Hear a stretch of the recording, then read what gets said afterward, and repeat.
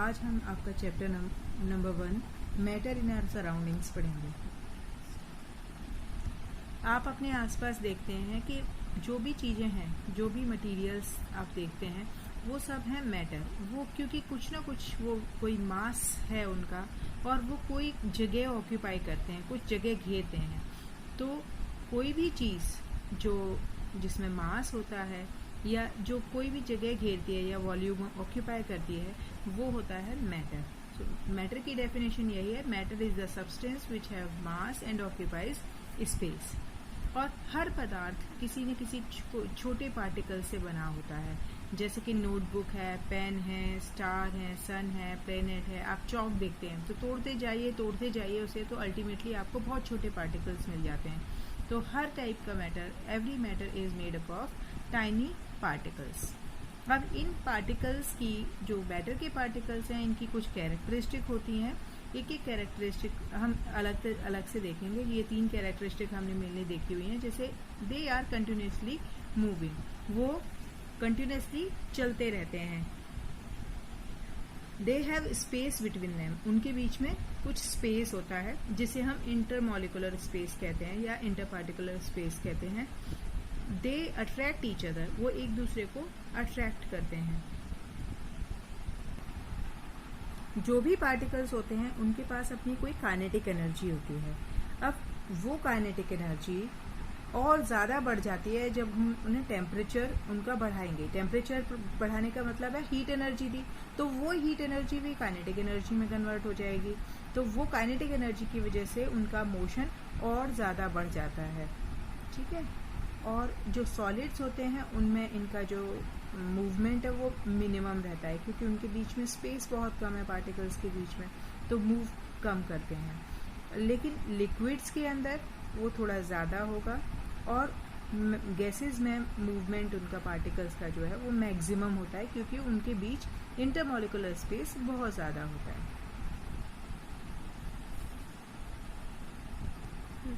ये कैसे प्रूव करेंगे कि इनके बीच में स्पेस होता है?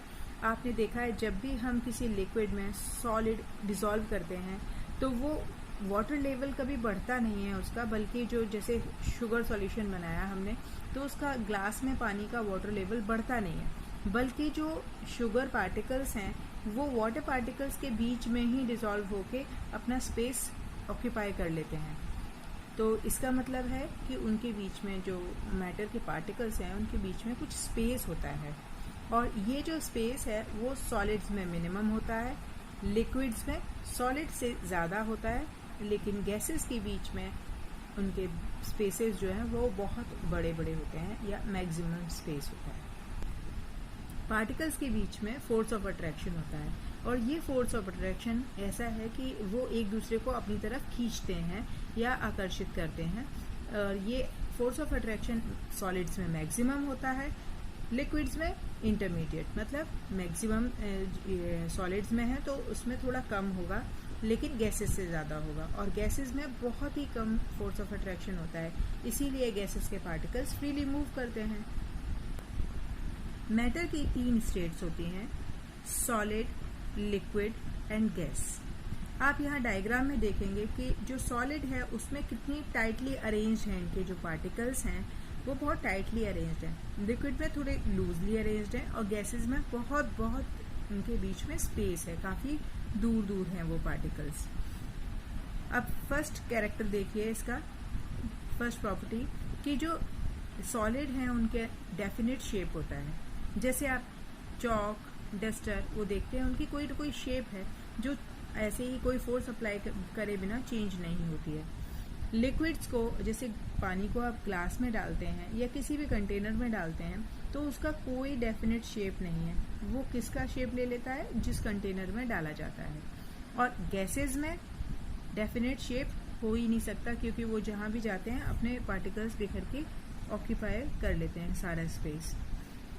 सॉलिड का आप देखते हैं एक डिस्टिंक्ट बाउंड्री होती है, जैसे डस्टर में देखिए आप, एक रिजिड बाउंड्री है एक पर्टिकुलर शेप के अलावा, अब उससे बाहर उसके पार्टिकल्स नहीं जा सकते। लिक्विड में कोई डेफिनेट बाउंड्री नहीं होती, और गैसेस में भी कोई डेफिनेट बाउंड्री नहीं होती। सॉलिड्स रिजिड होते हैं।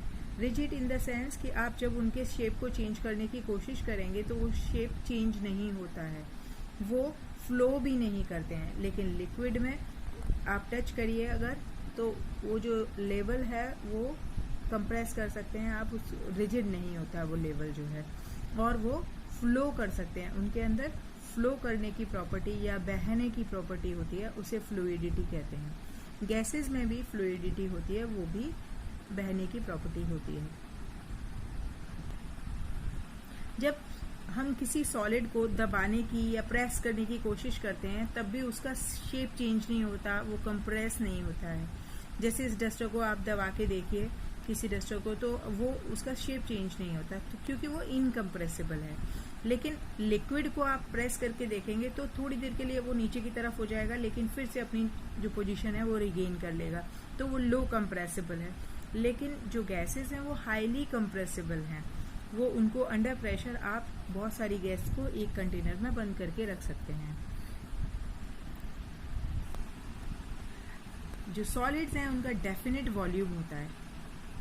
जैसे ये डस्टर को देखिए, height into length into breadth, इसका वॉल्यूम जो है वो फिक्स है।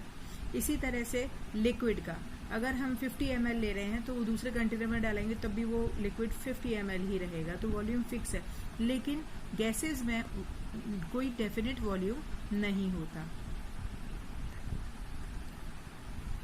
अब हम देखेंगे कि जो मैटर है वो अपनी स्टेट कैसे चेंज करता है। मैटर का एक स्टेट से दूसरे स्टेट में चेंज होना ही, सॉलिड से लिक्विड में चेंज होना ही स्टेट चेंज कहलाता है। जब अब वो दो तरीके से हो सकता है, या तो हम उसका टेम्परेचर चेंज करें या प्रेशर चेंज करें। तो जैसे जैसे हम टेम्परेचर बढ़ाते हैं तो एक सॉलिड किस में कन्वर्ट होता है, लिक्विड में, और फिर लिक्विड में भी जब हम टेम्परेचर और ज़्यादा बढ़ाते जाते हैं तो वो लिक्विड किस में कन्वर्ट हो जाता है, गैस में। अब इसका उल्टा होगा जब हम टेम्परेचर लो करेंगे।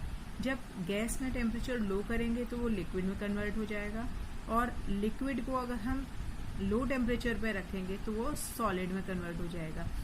इसका लिए हम वाटर का एग्जांपल देख लेंगे कि जब हम सॉलिड, यानी कि सॉलिड स्टेट क्या है वाटर की, वो है आइस। तो जब हम आइस को हीट प्रोवाइड करेंगे तो वो कन्वर्ट हो जाएगा लिक्विड में, यानी कि वाटर में।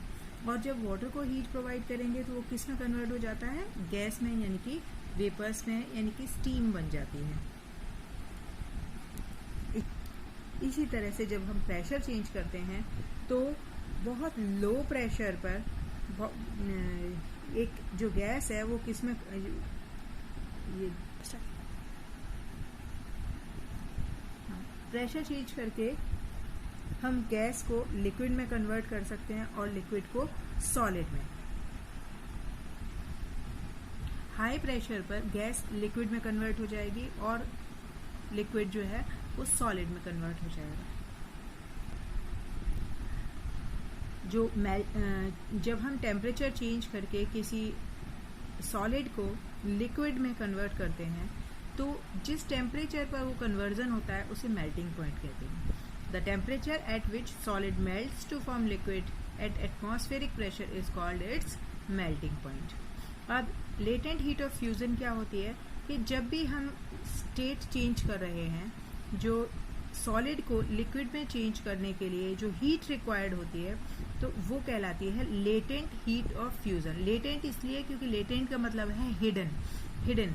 ये क्योंकि जब भी हम स्टेट चेंज करते वक्त जब टेम्परेचर हम बढ़ाते जाएंगे फिर भी हीट प्रोवाइड करते करते भी टेम्परेचर चेंज नहीं होता है, क्योंकि जितना भी कन्वर्जन होगा, स्टेट चेंज होगा, वो एक कांस्टेंट टेम्परेचर पे होता है और वो कांस्टेंट टेम्परेचर है ये मेल्टिंग पॉइंट है। जैसे कि तो सॉलिड किस में कन्वर्ट होगा, लिक्विड में कन्वर्ट होगा और वो कांस्टेंट टेम्परेचर पे होगा जो कि कहलाता है मेल्टिंग पॉइंट।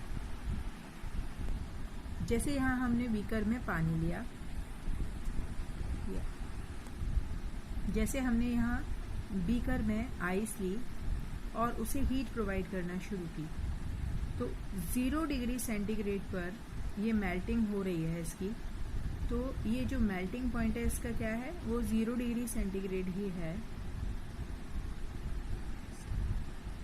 और जब हम हीट प्रोवाइड करते जाएंगे तब भी ज़्यादा हीट देने पर भी वो थर्मोमीटर हमें वही शो करता रहेगा, इसके मेल्टिंग पॉइंट ही शो करता रहेगा, क्योंकि जो भी हम हीट प्रोवाइड कर रहे हैं वो कहाँ यूज़ हो रही है, वो